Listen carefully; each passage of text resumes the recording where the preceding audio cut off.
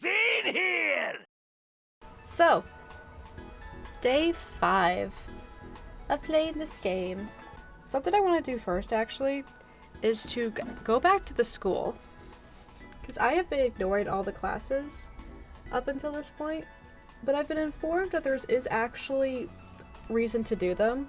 Like, you do get some stuff if you actually complete the courses. As opposed to,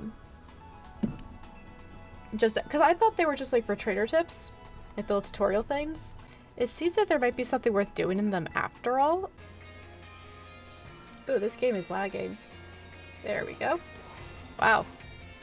Takes a lot out of it. Okay, so let's again. So we're here because I do want to take the classes, because I do want to build the relationships with the teachers. We have several we can take. Oh lordy. So let's just get them over with.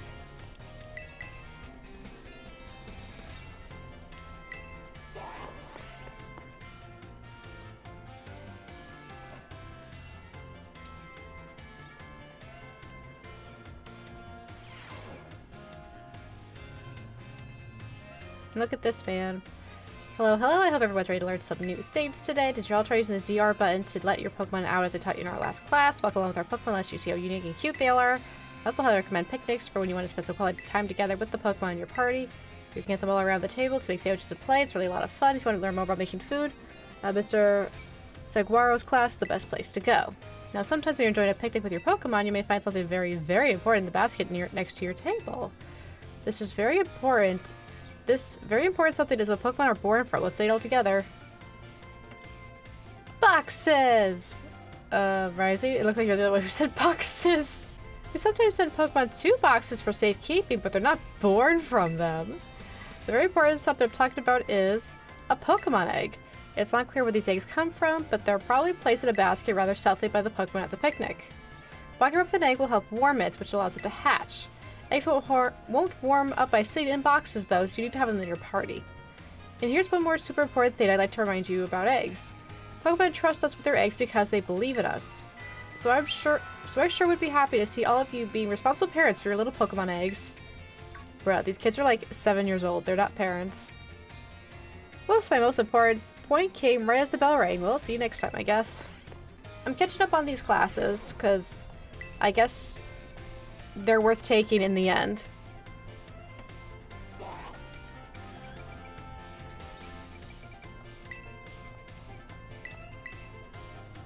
Home ec is the best class. I mean, I love food too, unless you just mean it like sincerely, like it actually teaches you something. Learn something new. I seem to remember teaching you all about the importance of eggs last time our class got together.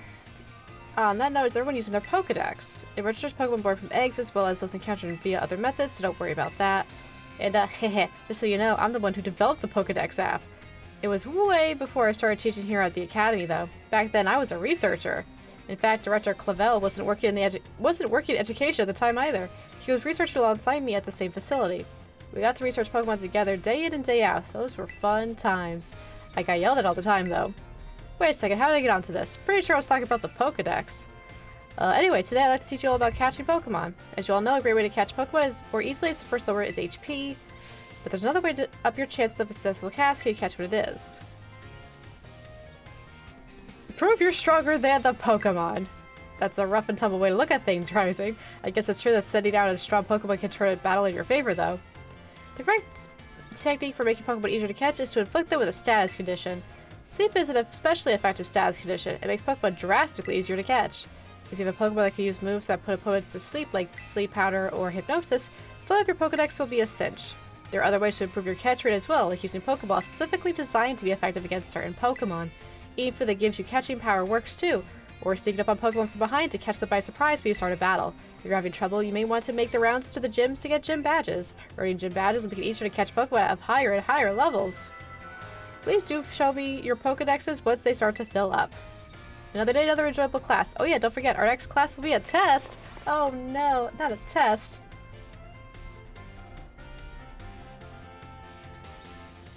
Play Kingdom Hearts? Which game? The first game? Ooh, let's take our biology midterm. Let's see if we pass. Today's our midterm exam. It sure feels good to fill in on those empty spaces on the answer sheet, doesn't it? Take your time and contemplate each question carefully. What button would you use to let a Pokemon out of its ball so I can walk with you? That's a ZR.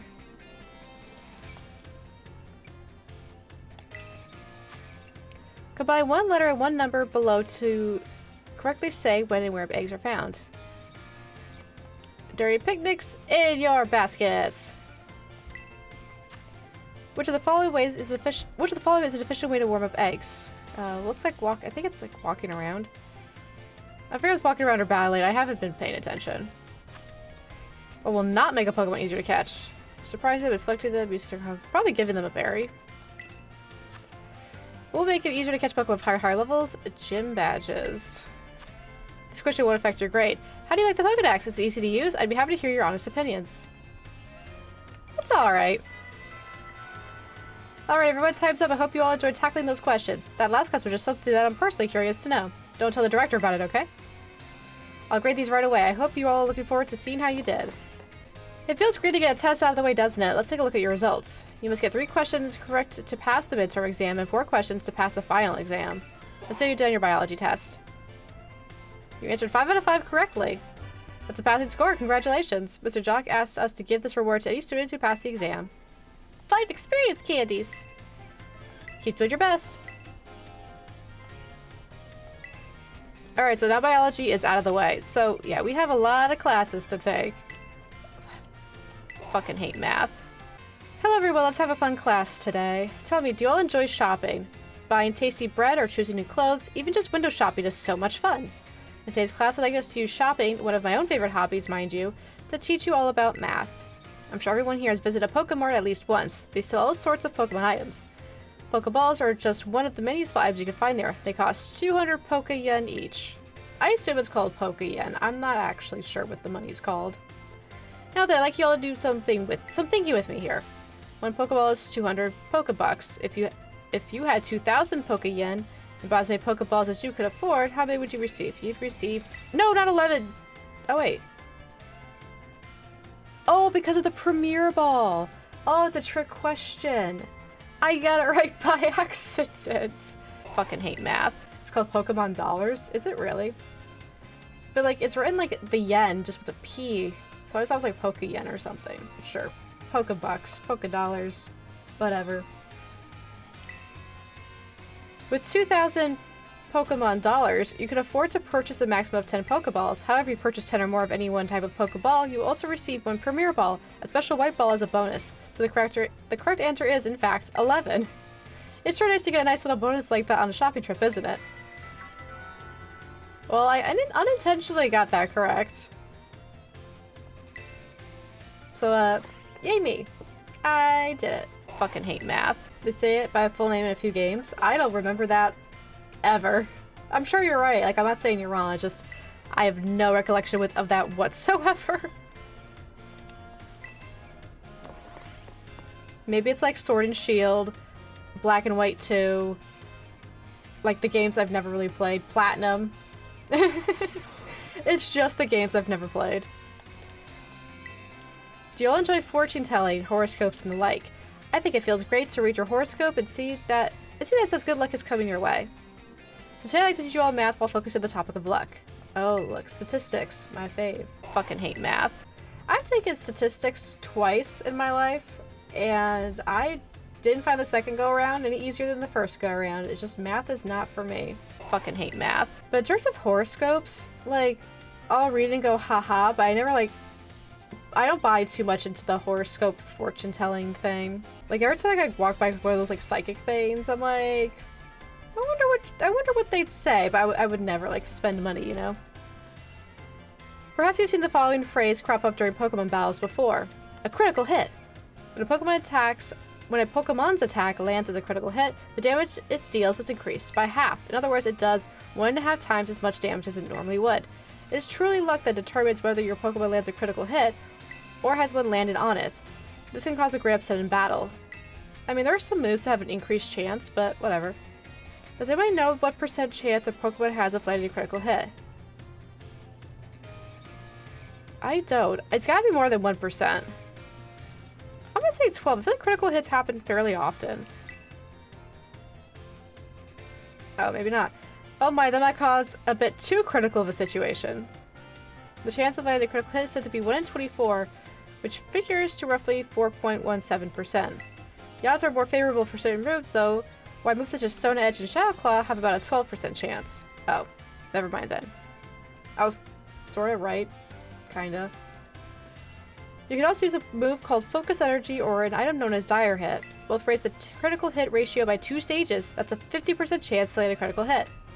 It feels great to land a critical hit, but perhaps not so great to be struck by one. There's a surprising amount of mathematical probability hidden in Pokemon battles, you know. If you're able to do the calculations that'll swing luck in your favor, it may open the door for more strategic choices for you during battle. Oh my, is that the bell? I suppose that's all we have time for now. Goodbye, midterms!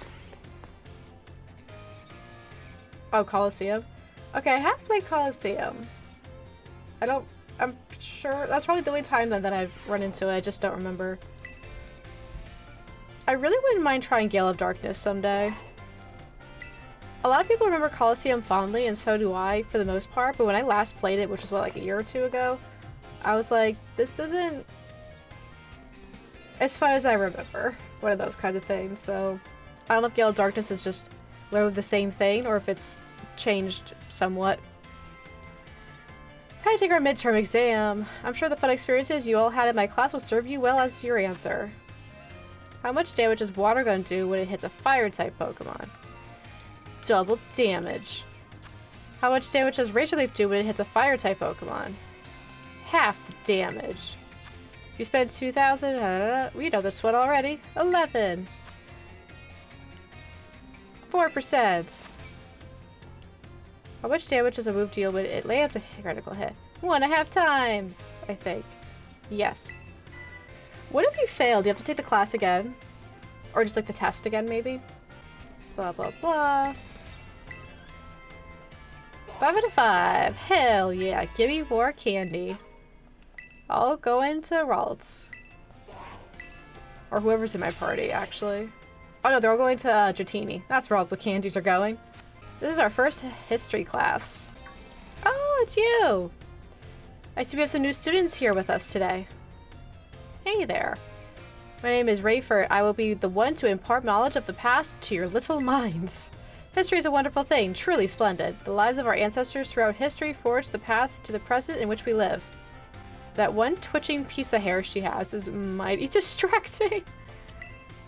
Today you shall learn about the most mysterious location in all of Paldea, the Great Crater. As you are all well aware, a massive crater known as the Great Crater of Paldea exists in the heart of our region. The area inside this crater is called Area Zero, and research of its geological strata and material composition has shown that the crater is in fact over 1 million years old. It was long believed that a certain something rested at the bottom of this mysterious crater. You gonna tell us what that is? Aha! Perfect timing to make eye contact, young Rising. Answer me this. What exactly is believed to rest at the depths of the Great Crater inside Area Zero? I'm gonna guess treasure. Just a Snorlax. Just like one massive Snorlax. 1 million-year-old Snorlax just chilling. That's correct. You're a surprisingly clever one, aren't you? I see you did your homework prior to coming to my class. That's right. Some believe that a treasure more valuable than anything else in the world rested in the depths of the Great Crater. They call it the One Piece. So much for dreams of treasure hunting, though, as the lab has been built in those very same depths. Oh, and before I forget, we would all do well to remember that the Great Crater and Area Zero are both off limits to all but those who have official business there. Do not dare entertain the foolish notion of gallivanting out to Area Zero in search of riches. It is no place for children dreaming of treasure and adventure. Besides, if it were at all possible to investigate the area, I surely would be the first to do so. I must have gotten swept up in filling your minds with knowledge. This ends today's lesson. Look at us, enriching our little minds with knowledge. Greetings, my little students. Whatever you did yesterday is now part of history. Today we'll continue to unravel the marvels that history has presented to us. About 2,000 years ago, this region came under the rule of the Paldean Empire. Historical accounts describe the Paldean Emperor as being quite the dictator. This emperor also zealously believed the legend of the treasure that rests deep within Area Zero. I must mention that the civilizations of our ancestors were not as developed as ours today. People back then were far more likely to believe in mysterious legends, magic, and beings beyond human comprehension. Legends and magic? We have legendary Pokemon out the yin yang, and these same Pokemon, in addition, regular Pokemon, can just basically do magic. They shoot beams, mystical beams from their faces. They control the elements of the earth. Like, what do you fucking mean they believed in magic and hocus pocus? My guys, you're living it. In an attempt to gain the power to stand against Paldea's neighboring countries, the Emperor sent people in droves to join the hunt for a fabled treasure of Area Zero. Perfect time to make contact. Answer me this. Approximately how many years ago was that Paldean Emperor began to rule this region? If you told me, I already forgot. I don't know, 2000? Oh, cool. The answer is about 2,000 years ago. That is when the Great Era of Exploration began. However, it is said that not a single adventurer sent out by the Emperor ever reached the depths of Area Zero. Was it the punishing journey itself that barred their way, or perhaps some unknown creature?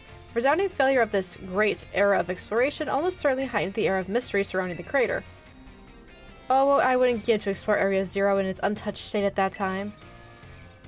I suppose I can only hope for the swift invention of a time machine. Interesting. Whatever you do yesterday's out part of history, today will continue to unravel the marvels that history has presented to us. As you should remember from our last class, Area Zero's great era of exploration began about 2,000 years ago. This era lasts for approximately 1,000 years, but not a single soul is able to venture all the way to the deepest reaches of Area Zero. Having poured much of its human and financial resources into the exploration of Area Zero for so long, the Paldean Empire fell into decline. 200 years later, or 800 years ago, the Empire and its surrounding nations united into one entity. This was the formation of Paldea as we know it today. Ah yes, this very academy where you're now filling your minds with knowledge was also apparently established at this time. In fact, the school building, though certainly haven't undergone repairs through the years, is just as it was when it was built so long ago. Its very structure is a piece of history. Ah, things of old are truly splendid. I would certainly prefer it to not have the Pokeball portion, though, a relatively new addition.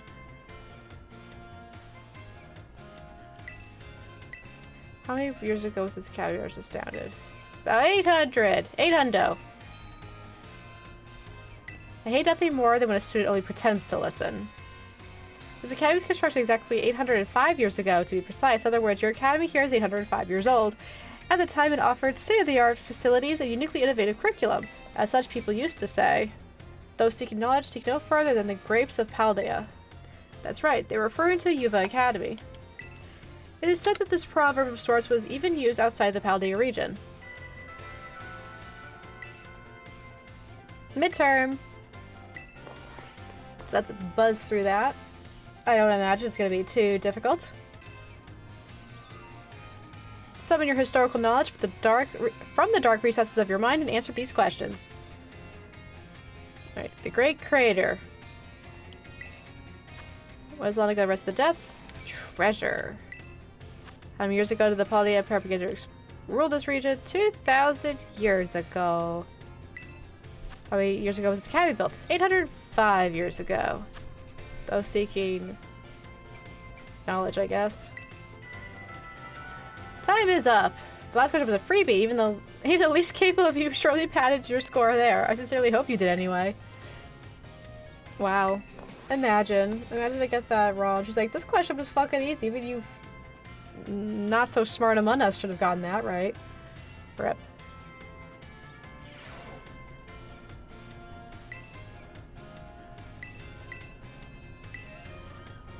Five out of 5. Hell yeah. More candies for Dratini. Languages now. Mr. Salvatore. Another new class.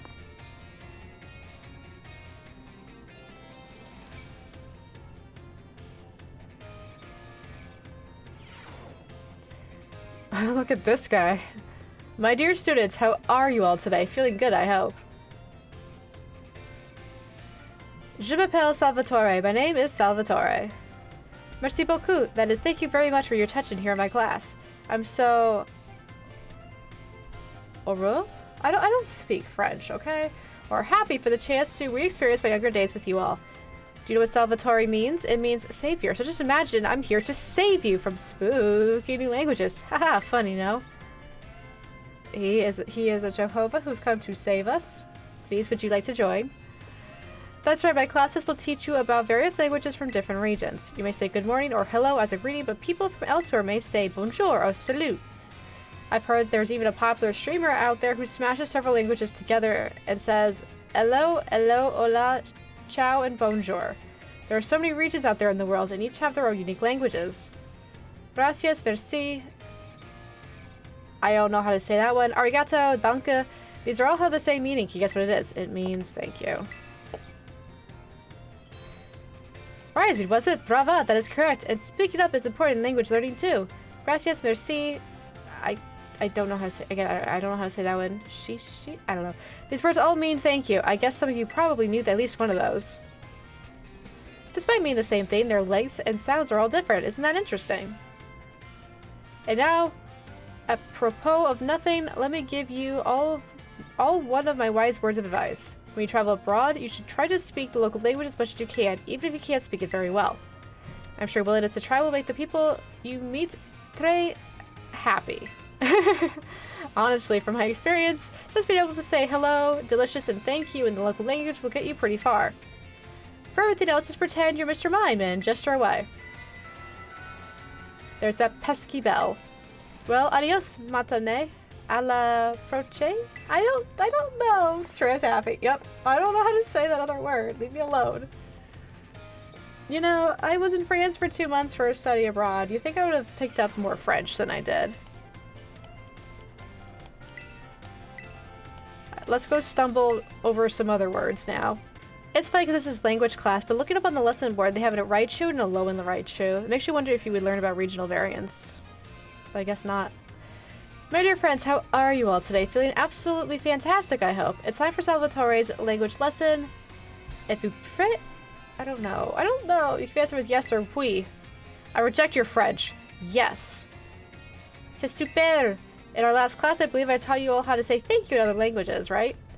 In the course... in today's class, we will learn about a certain word to make people happy when you use it in your travels. What word would you ask? Well, you'll have to guess.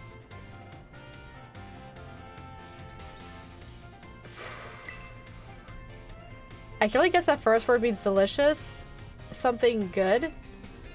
But, oh, they're all like delicious, isn't it? Delicious. Something in Buono? I don't know, delicious.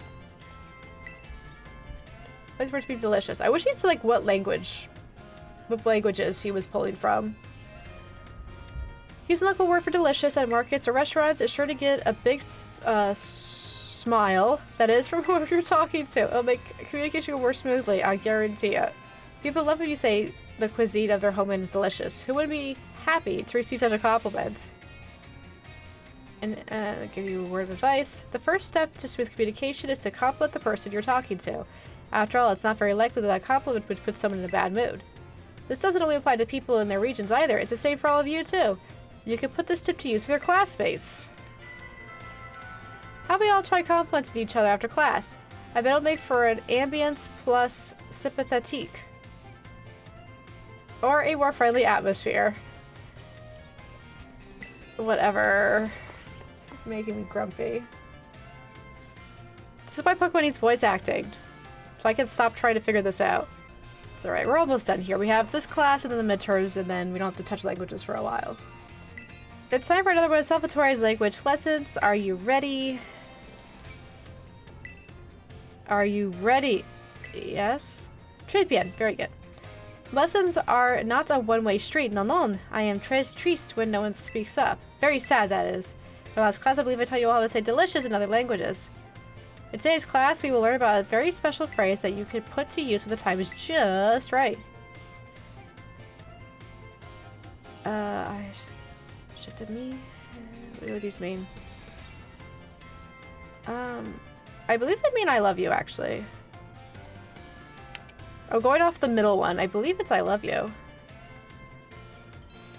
Fantastique! You deserve a gold medal. These 3 phrases you may know, I think. Why? Because they're all quite famous ways to say I love you. Oh my, have I embarrassed you all, my little friends?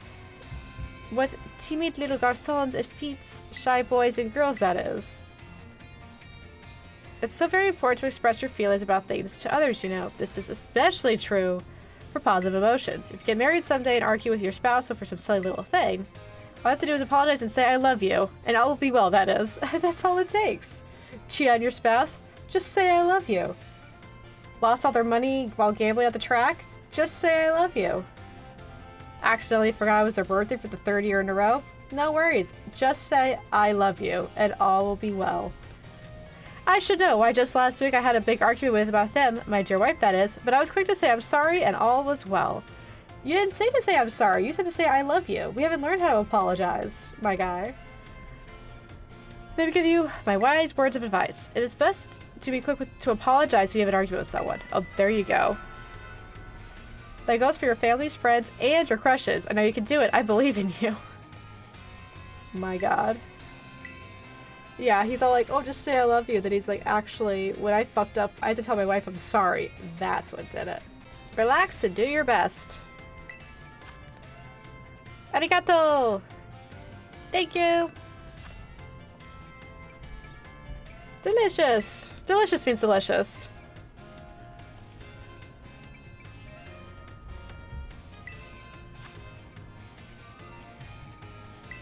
Buy them with flattery. Beloved teacher's name. Just call him Salvador. It's fine. Hope that was easy enough for you, especially that last question. I wonder, it would just be funny if everyone got the last question wrong. They're like, who's this man? I don't know who this guy is. Who's been teaching us? Good to tell ya. 5 out of 5. Once again.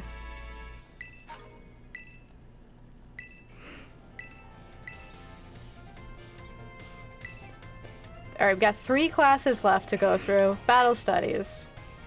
We've already taken the first lesson, so we get to jump straight to lesson 2.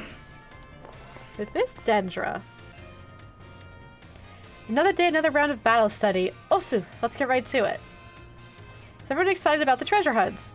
It's always a great adventure. You get to take on gyms, go to new places, and run all over the place with your partner Pokemon. And while you're running around out there, I bet you'll come across some big, shining crystals fairly often as well. Are we learning about Terra today? Crystals are actually collections of terrestrial energy that's seeped out of the ground. You can check out these crystals to battle Terra Pokemon with your friends or other trainers in a group of 4. We call those battles Terra Raid battles. The Terra Pokemon you face off and get... The Terra Pokemon you'll face off against in Terra Raid battles are crazy tough. They sometimes act differently than regular Pokemon, so you'll need to be on your guard. Luckily, trainers can also use a special action in Terra battles. They're called cheering. There are 3 different cheers you can use. The first cheer is Go All Out. It boosts the attack and special attack of an allied Pokemon. The second is Hang Tough. This one boosts the defense and special defense of an allied Pokemon. Or all allies, I should say. And third, well, let's see if you can guess. This cheer restores HP for all allied Pokemon. What do you think it is? It's probably something like Heal Up, but I like all of these. I like Explosive Healing Wave in particular. That's right, maybe I should make you the battle teacher, huh, new kid? The third and final cheer is Heal Up. It's a real powerhouse with the ability to both restore HP and cure status conditions. You cheer up to 3 times during a single Terra Raid battle. Also, cheering uses up a turn in battle, so you won't be able to have your Pokemon use any of their moves while you cheer. In conclusion, try everything at your disposal. If nothing seems to be working, try cheering on your allies. Providing support for your team can sometimes open up a new realm of possibilities. Oh man, I was just supposed to suggest we do some hands-on practice to really drive the point home, but I guess we're out of time. Class is over. Take care, you little rascals. Let's get right to it. Last time we learned about Terra Raid battles, and if you have a chance to try them out. Terra Pokemon are super strong, and the more difficult ones will use even tougher tactics that you'll need to deal with. I'm talking about their Terra Shield. What happens while a Pokemon has its Terra Shield up, you ask? Well, it takes way less damage, for one. It has a big effect on morale, too. When trainers see that shield go up, they feel doomed, and there's no way to win the battle. So here's a question for you. If a Pokemon you're battling puts up its Terra Shield, what should you do? Close your eyes and give it. Call your parents. And Terra still has to attack it. Though I do like call your parents. Regular attacks won't work so well against Pokemon that have their Terra Shield up. However, your Pokemon Terastallized is an effective method to overcome that issue. A Terastallized Pokemon will do more damage to shielded Pokemon, especially if he uses moves that match its Terra type. Dealing enough damage to a Pokemon with this Terra Shield up can destroy the shield and break the Pokemon's stance. This means that it's important to properly time your Terastallizing and Terra Raid battles. In conclusion, as they say, fight fire with fire and Terra Pokemon with Terra Pokemon. Be sure to work together with your teammates to smash your opponent's Terra Shield. Nidterbs! Osu Osu! Sorry to all of you who went to the schoolyard first before finding the right room, but I guess we could do our test in the classroom at least. It might be hard to write your answers out in the field. Alright, time to put your game faces on and do battle with those test sheets. I'm doing okay. I had a bit of a rough day today, but it's definitely better now. Let's see. Higher the Pokemon's Spadef is, the less damage it takes from special attacks. Which move? Which fault? Also, reading's hard sometimes. Which of the following has no effect on a move's damage? The move's name. How many trainers are there in a Terra Raid team? 4. Terastallizing and attacking. I'm gonna go with fighting because I don't remember. These professors love to like throw in like their last question just to be something about themselves. Let's see, we need to get at least 3 out of the 5, blah blah blah, and then we got 5 out of 5. Once again, we have aced all of our exams thus far. Alright, so what is next? Alright, we have art and home ec left to fly through, and I haven't taken any of them yet, so let's get started. Greetings, I am Hassel, and I will be teaching this art class. It's a pleasure to meet you all. Now let me be candid for a moment. I imagine that many of you will forget that all that you learned in this class once you graduate. After all, you don't even need a basic understanding of artwork, much less a refined appreciation of beauty for most exams or jobs. So my class is a waste of time for you then? I think not, at least I certainly hope it isn't. Think for a moment, all of you, what is beauty anyway? What makes something beautiful? The eye of the beholder. Why is home ec last? Maybe because it's the best for last. That could be it. Interesting, thank you. Oh, I don't mean to suggest there's a correct answer to my query. The important thing is that you all take time to think about it. Think about why we all might find beauty in a flower blooming on the side of the road, for example. Question why the sky is a different shade of blue than the ocean, or why the leaves change color. Ponder the windmills of Artisan and how they move. Contemplate the chilling bite of the waters of Cascarfa. Whatever. I'm sure you'll find that every little detail of your lives will seem more vivid, more impactful if you just take a moment to stop and think. I am sure that if you... Yep, beauties of the world to help you pull the days, anything for dampen your spirits, pardon me for waxing philosophical, blah, blah, blah, blah. This man is very into art, clearly. To put it simply, it is true that one doesn't need art to survive, but it certainly makes surviving much more enjoyable. It is my hope that this class will even add a little color to your lives. That's all for today. Next time we'll try a more hands-on approach to appreciating beauty. Hello, class, it is I, Hassel, yet again. In our previous class we discussed what beauty is, which might even have been a little boring for you, so today I thought I would mix things up a little to pique your interest in art. Allow me to introduce our special guest. Hi buddy, it's a Gible. This is Professor Gible, the assistant lecturer for today. It's a professor. Look at him. Now then, Professor Gible, if you'd be so kind as to terastallize for us. Glam. So you to play P5? Well, fortunately what I said wasn't really a spoiler. But you really should, though. I definitely encourage playing P5. As some of you may already know, a Pokemon can terastallize if you use a Terra Orb. Normally Professor Gible would be of the Dragon type, but by terastallizing, it succeeded in changing its type. So class, what type do these lovely glistening flowers above Professor Gible's head represent? Glistening. The grass type, I would imagine.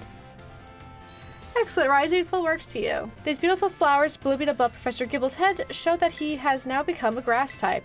The shape of the Terra Jewel above a Pokemon's head depends on the Pokemon's Terra type. To summarize, if an opponent's Pokemon terastallizes during battle, observe a Pokemon's Terra Jewel closely to see what type it has become, and choose effective moves accordingly. It's a sincere hope that today's lecture will help you all achieve beautiful victories. The Terrestrial phenomenon is indeed a fascinating and deep subject to discuss. That is it for today.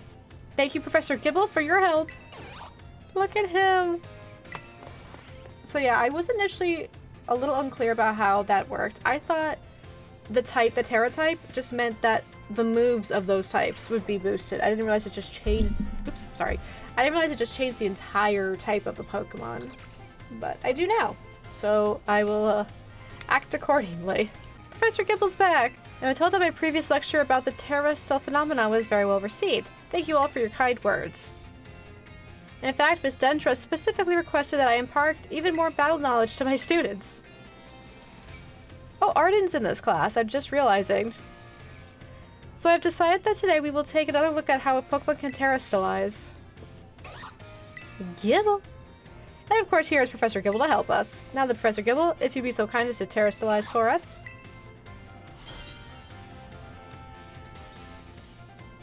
Oh, he's an ice type today. Now, what do we have here? Last class we saw grass type terrestrialize it, but this time we have something of a different shape. Observe, a Terrajewel resembling a snowflake. Its dendrical shape is stunning to behold. It's a little chilly standing so close to it. After all those descriptors, what could this type possibly be? It's a ghost. The reason there's a snowflake shining above Professor Gibble's head is simple. It is now an ice type. But because Professor Gibble is currently the ice type moves would not be very effective against it. Keep in mind, usually they would deal quadruple damage to Gibble. Now here's some fun trivia about snowflakes. While snowflakes come in many different shapes and sizes, most are classified as hexagons. Just think of it. Snowflakes fall from the sky, taking similar shapes without anyone saying they must. Ah, conformity. Do you not feel the great mystery of nature? The beautiful enigma we live in? Ahem. This is a bit of a tangent, but Mr. Jock's glasses are also... Glasses? Why can't I speak?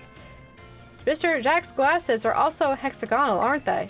I almost forgot to mention that you can change a Pokemon's Terra type at the Treasure Eatery located in Medali.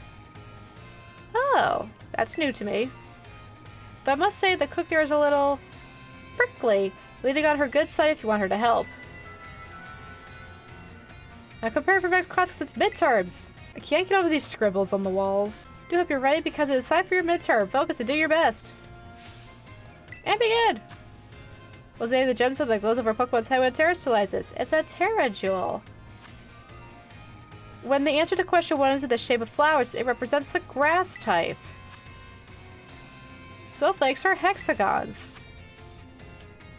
And where's the eatery? It's in Medali. What makes something beautiful? There is no correct answer. Pencils down. I would rather not have students worry about passing or failing my art class, but tests are tests after all. I watched an art anime recently. It was called Blue Period. And by recently, I guess I mean like just earlier this year. But I liked it a lot. But just talking about all the art and things is semi-reminding me of it, even though it really doesn't have much in common. We got 5 out of 5. Pass and score. 5 more candies. Alright, one more class. We just gotta go through home ec. I've actually learned like 1 or 2 things, so that's pretty neat. I see we have some energetic young ones in our class this time around. Look at this man. Your time here with me will be best spent obtaining knowledge and skills indispensable for daily life. Many of you have left the care of your parents to live here on your own in this academy dormitory. I pray that the knowledge I impart to you will improve the quality of your lives and necessaries thereof: food, clothing, and shelter. Do not eat cup ramen every single day. Of those 3 categories, I assume the most pressing and interesting for you all is food. When you eat sandwiches on your picnics, the HP of your party Pokemon will be restored. You also gain something called meal powers, which can provide all manners of benefits. For example, these powers can make a Pokemon easier to catch or increase the experience points that your Pokemon receive. I think you'll also find that the breadth of these effects can be expanded by crafting sandwiches of superb flavor. Superb flavor. What's more, there's a certain something that is particularly important if we wish to receive meal powers with even more helpful effects. Let me see, Miss Rising. Yes, hello. Tell me, what must you keep in mind to receive even more helpful meal powers? I have to remember to put my heart into it. That's an interesting take, though not exactly what I was looking for. I suppose you are correct in a sense. Your choice of ingredients, including both fillings and condiments, is an important factor in gaining even more helpful meal powers. For example, using sweet ingredients in your sandwiches may help you gain egg power. Including numerous bitter ingredients, on the other hand, can gain you item drop power. Learning to aim for specific effects when crafting sandwiches will also almost certainly make your culinary endeavors more enjoyable. Please be aware, however, that you can also receive meal powers by eating at restaurants. Ahahahaha. My goodness. I really should have taken these classes a little earlier because the picnics have been kind of like whatever to me thus far. I have not really done anything with the sandwiches. Put away your phones. It is time to begin class. In our last class, I believe we talked about the effects you gain from food on your picnics. You can receive meal powers and even restore HP for all Pokemon in your party. It's a truly convenient means of healing your Pokemon. Unfortunately, as I'm sure you're all aware, it is not suited for use in battles, when you cannot make food, or when you wish to restore HP quickly. In times such as those, you should make use of healing items such as potions, which you can purchase from Pokemarts or at the school store. Healing items are immediately effective and can be used anytime when you open your bag. They are, however, consumed after one use. Potions restore 20, Super 60, Hyper 120. The price of the item, the HP will restore. Keep in mind how much money you have when you are stocked up on these items. Imagine running low on money in a Pokemon game. I would never. Imagine, if you will, the following scenario. You find yourself with injured Pokemon, but you have no potions. You are out of sandwich ingredients, and there are no Pokemon centers nearby. Tell me, Miss Rising, what should you search for when in a perilous situation when you have no way to heal your Pokemon? A teacher. No, items on the ground. Perfectly correct. I see you are well learned in survival techniques. I've been on my own on a Pokemon journey since like 1990 whatever. I at least know this much. If you see something shiny on the ground, it's actually an item that's been dropped. You're able to find a restorative item such as an aura berry or potion in this way. I love how Litterate is so prevalent that the game encourages you to be like, hey, there's probably a bunch of shit on the ground. Just like repurpose it, please. Help make our grounds cleaner. Then there are berries. Berries, by the way, are like items from shops. If you let your Pokemon hold one, it will decide on its own when to eat the berry during battle. Letting your Pokemon decide this timing for itself can be quite interesting. At any rate, if you find yourself in need of healing, I suggest you look around for shining items on the ground. If you can't find such items, there are other methods you may simply employ for healing your... but I see the bell demands that topic. Wait. Farewell! Put away your phones and it's time to begin class. In my last class, I taught about HP restoration. However, after class, I was asked by several of you about power points, commonly known as PP. When a Pokemon loses all of its HP, it fades and can no longer battle. What then happens to a Pokemon when it loses all of its PP? It can't use moves. Perfectly correct. Perhaps you know this from first-hand experience. I do not. I certainly do not know struggle techniques. When a Pokemon runs out of PP, it can no longer use its moves. However, each move has its own sort of PP, so you can mitigate PP loss by using a variety of moves rather than just one move competitively. If a Pokemon loses all PP for all of its moves, it will only be able to use Struggle, and actually that also damages the Pokemon that uses it. In order to avoid this predicament, PP can be restored at Pokemon centers along with HP. Items such as Ethers and Max Ethers can also be used to restore PP, but be careful not to confuse potions with Ethers in the heat of battle. However, Ethers are not sold at shops, so you should use them judiciously if you find them. The stronger the move, the lower its maximum PP. Do not waste uses of these moves unless you wish to quickly run out of PP. It is important to find a balance in the Pokemon set of moves. As you can see, HP isn't the only thing you must keep an eye on while adventuring with Pokemon. I hope you all take care to ensure that your partner Pokemon can perform at its best as you engage in the treasure hunt. Alright, I think we have like, what, one more class in the midterm and then we can finally get out of this school. How is this home ec? Well, it was kind of like home ec when he taught us about the picnics. Maybe because it's about items Pokemon consume. Like the potions and the ethers, I guess. It's my best guess. The time has come to test how well you have all learned here in my class. Oh. Let's begin before the information separate in your brains from last-minute cram session fades. Oh, we're on the test. I thought we had one more class. Never mind. What is on the effect of a picnic meal? Increasing speed. Which of the following affects the kinds of meal powers received from a particular meal? Fillets and condiments. Definitely not the color of the utensils. Which of these berries help restore Pokemon's HP? An Orange Berry. I don't remember him teaching that, but I think I just know that in general. Leandro wanted his Pokemon to decide on its own when to use its items in battle, so he gave it an Orange Berry. This will work as he hopes. Yes. If a move runs out of PP, it can no longer be used. If a Pokemon runs out of PP for all of its moves, you can always sit there in frustration. No, you'll use Struggle. Duh. 5 out of 5. We aced all of our exams. Alright, now we can get out of this place. Keep doing your best. Alright. That took, you know, an hour. But that's okay. Look at all these rare, experience candies.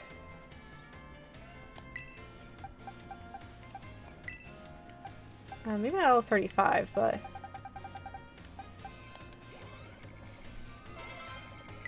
Oh, that's it?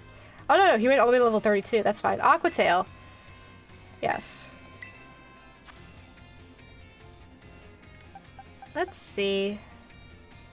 90-90. What are you... How are you, JT? Your attack's higher than your special attack. Cools. Twister kind of sucks. So I guess we'll get rid of Twister. Thank you. Didn't even get 6. My bad. Oh! Cool, we slightly over-leveled. Finally! One of my favorite Pokemon ever. Not even memeing. Oh, I've never had a Dragonair, actually. I've never had the patience for leveling a Dratini. Oh, look at her. Isn't she beautiful? It's called a Divine Pokemon when its entire body brightens slightly the weather changes. Oh, it's Lone Snack. Best snack. Yay!